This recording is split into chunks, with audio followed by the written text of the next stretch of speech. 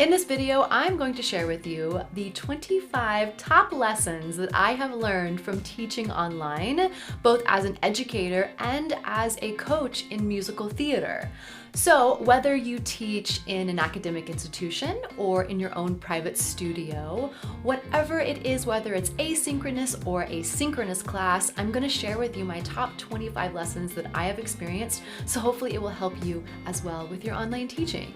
If this is our first time meeting, hi, I'm Ashley Espinosa. I have an MFA in musical theater and I teach online, not only at the college level, but also in my own private studio with one-to-one sessions and also in class sessions. If this video is helpful, please consider giving it a like, a thumbs up down at the bottom, hit subscribe so you don't miss any more videos, and turn on the bell notification. I've got new videos coming out every single week here on my YouTube channel. Lesson number 1, do not require students to unmute their video. Some students don't feel comfortable inviting you into their home for many different reasons. So I really encourage you to allow some students to keep their video on mute or to perhaps even use a different background so that they feel comfortable in the space that you're creating on your virtual class. Number 2, the second lesson I learned is not to expect students to have laptops.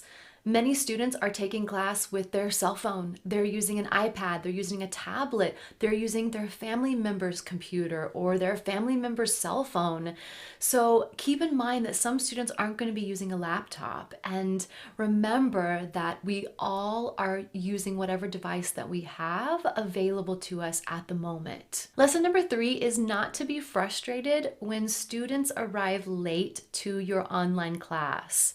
Many times students are running from work, or they are having internet connections, or they have to drive to a location that is going to have internet access for them and they were late getting there, or they're taking class at home and their parents had something come up, or their brother spilt something on the carpet.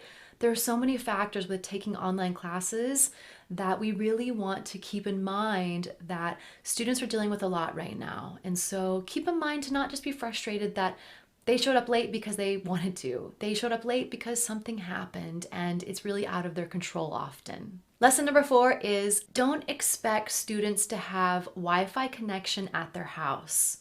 Many of our students come from various backgrounds and they may not have internet connection at their house for many different reasons. So keep in mind that they may not be able to jump on a message or a call or a class at any time of the day.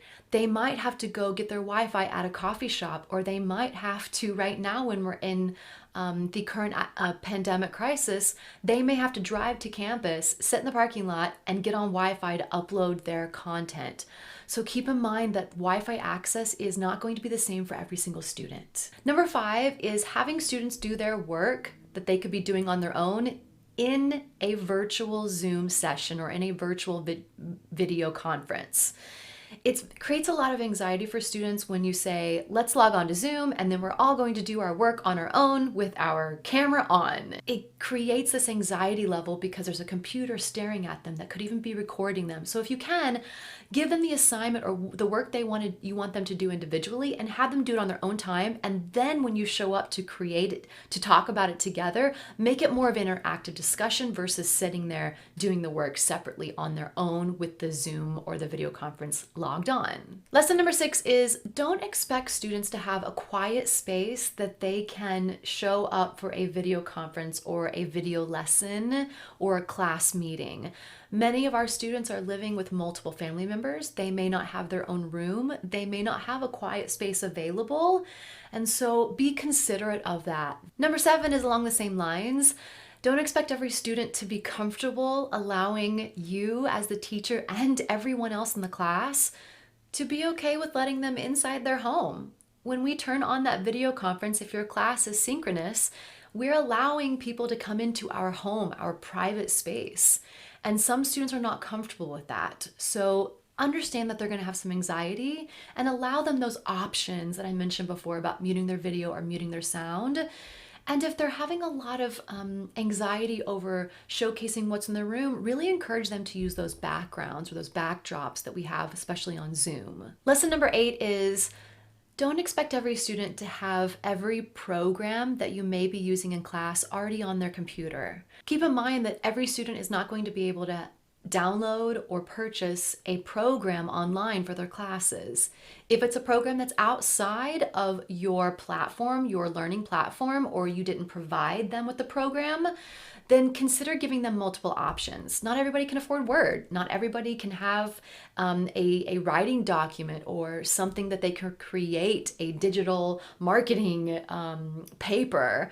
Keep in mind the programs really need to be optional, or you can give them different ways that they could create the assignment that you're assigning them. Lesson number 9 is try to see how much work you can do for your class asynchronous versus synchronous. Not every student is going to work efficiently and effectively in a synchronous class for many different reasons. So see if you can do both some synchronous work and asynchronous work. That way, many students can figure out what works best for them, and they can thrive in the one that is more suited to their needs and what really suits them as a student. Lesson number 10 is don't be upset when a student wants to showcase their pet. I don't care what age they are. I have students that are 18, 17 years old, and students that are all the way up to 80 years old, and many times their cats or their animals or their pets are going to come into the video, or you're going to hear them barking. I have dogs, and my dogs bark quite often when I'm teaching my classes or my sessions online, and we're in each other's homes. So keep in mind that it's okay when their pets come across the screen, and maybe just find a really polite way to say, oh, could we, put the pet outside and let's have a day that we just show pets if you're teaching younger students. Lesson number 11 is try not to expect students to dress up for class. Many of them are coming from work. They're at home, they're going through a lot right now, and they may not be fully dressed in their best Sunday attire. So be gentle with them if they have on just a t-shirt and shorts, or if they have on their workout gear. Understand that they're going to dress what's best for them in their home with what they're dealing with today, and that they're going to be comfortable so that they can focus on the work versus perhaps their appearance. Number 12 is not to expect students to have a wonderful situation when they log on where they're not in bed. So keep in mind that it's not that they don't feel that you aren't worthy of having a professional setup, but they may not have a professional setup or a quiet corner or a space that looks very simple. Their bed may be the place that they feel the most comfortable. That's really the space for them. Number 13, the lesson learned is to understand that students have more than just classes right now. They are going to work. They are doing multiple classes. They're taking care of their family. They're helping around the house. They're doing more than just their classes right now. They're doing more than they did when we were teaching face-to-face. So keep that understanding in mind that there are many other things going on. We don't want to put more work on them. Lesson number 14 is be ready yourself as the teacher when you allow students to enter your virtual classroom. I always make sure that my computer is set up, that I have everything organized, so I'm not letting students come into the virtual classroom and I'm scrambling. You really want to put them at ease. It's a little different than being in the actual face-to-face classroom because they can come in what they want. But when you're allowing them to come into the virtual classroom, you really want to make sure that you're prepared and ready for them so that they feel at ease. Lesson number 15 is make sure that your technology is ready to go when you allow students into your classroom. Whether it's a one-on-one private lesson or whether it's a class, double check your sound, double check your video. So that way you can focus on the student versus the student going, I can't hear you, I can't hear you, I can't see you. Get all of that set up before you allow them to come into the virtual classroom. So you feel comfortable and you can then make the students feel comfortable in turn. Lesson number 16 with teaching online is to really engage your students in discussions and in creating community.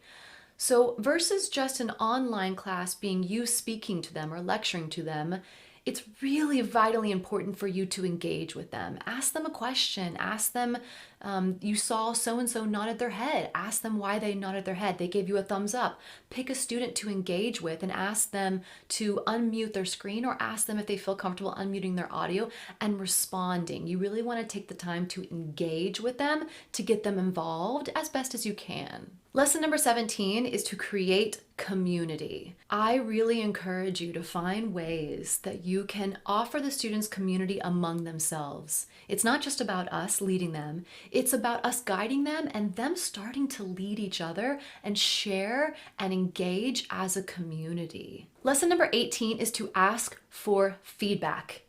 Ask your students for feedback on what's happening in the classroom, on what you are doing, on what you felt worked, what didn't work. I always do a survey at the end of every single class, whether it's face-to-face or online. And in my one-on-one sessions, I always ask my students, hey, I tried this thing that was new. Did that work for you? Or I ask them, can we reflect upon what happened this week? Tell me what worked for you and what didn't work for you.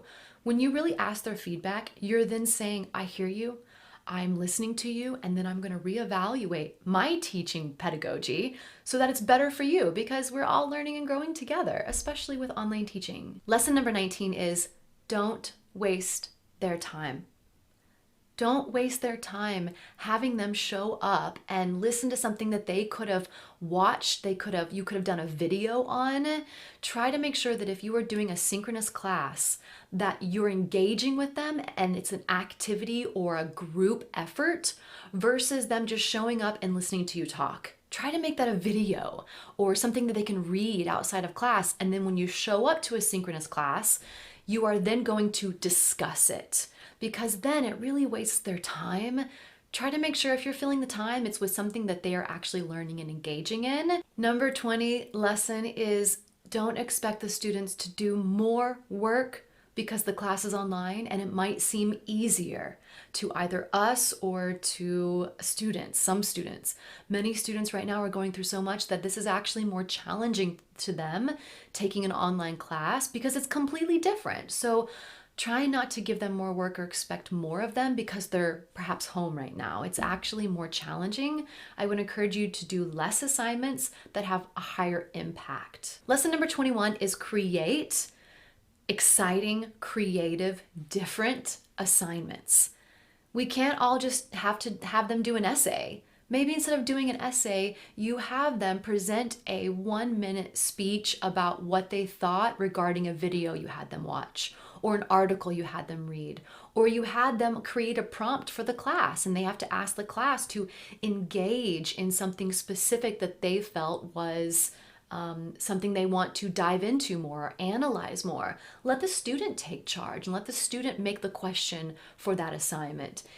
What you're doing is you're then allowing the students to have a say in the online class, and you're telling them, hey, I realize that this is different than face-to-face learning. So I'm going to come up with new teaching methods, and I'm going to try new types of assignments that are a little bit different than what we would do normally in a face-to-face class. Lesson number 21 is don't force them to talk.